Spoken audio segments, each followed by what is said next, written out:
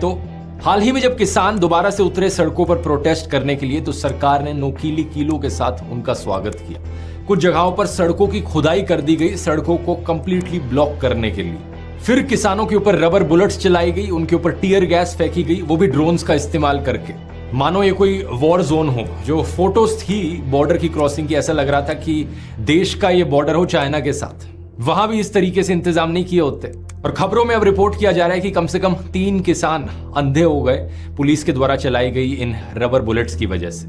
इस प्रोटेस्ट के पीछे क्या कारण है, किसानों की क्या मांगे हैं, इसकी बात एक सेपरेट वीडियो में करेंगे।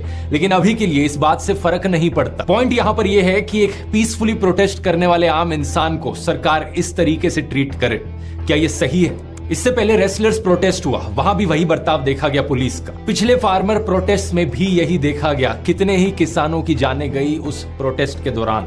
2021 के इस आर्टिकल के अनुसार कम से कम 600 किसान मारे गए थे उन पिछले फार्मर्स प्रोटेस्ट में।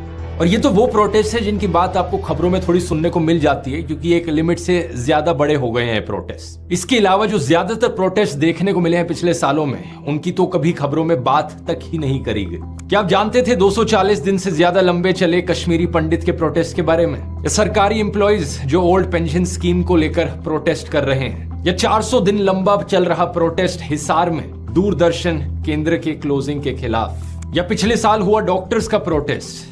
या अनएम्प्लॉयड यूथ का प्रोटेस्ट? ये मत समझना कि आपका यहां पर कुछ लेना देना नहीं है क्योंकि आप इन प्रोटेस्ट में भाग नहीं ले रहे, क्योंकि कल को अगर आपके साथ कुछ भी अन्याय होता है, सरकार कोई भी ऐसा फैसला ले लेती है जो आपके खिलाफ जाता हो, और आप अपनी आवाज उठाने के लिए प्रोटेस्ट करने निकलते हैं, तो क्या लगता है आपको ऐसे ट्रीट नहीं किया जाएगा जैसे इन किसानों को आज ट्रीट किया जा रहा है? आपको स्पेशल हो क्या? अगर सरकार सभी प्रोटेस्टर्स को इसी तरीके से ट्रीट कर रही है तो आपको कोई स्पेशल प्रिविलेज नहीं मिलेगी। अब ये सवाल जो मैंने आपसे वीडियो के शुरू में पूछा था, मैं दोबारा पूछना चाहूंगा, क्या डेमोक्रेसी आज के दिन देश में अभी भी जिंदा है क्या? आपका जवाब इसको लेकर कुछ भी हो, लेकिन एक चीज तो पक्की है, अगर हालात इसी तरीके से बिगड़ते रहे तो ज्यादा समय नहीं लगेगा नॉर्थ कोरिया और रशिया के लेवल तक गिरने में। जहां डेमोक्रेसी नाम में तो जरूर होगी, इलेक्शंस भी कराई जाएंगी, लेकिन असल मायनों में डेमोक्रेसी का अंतिम संस्कार हो चुका हो।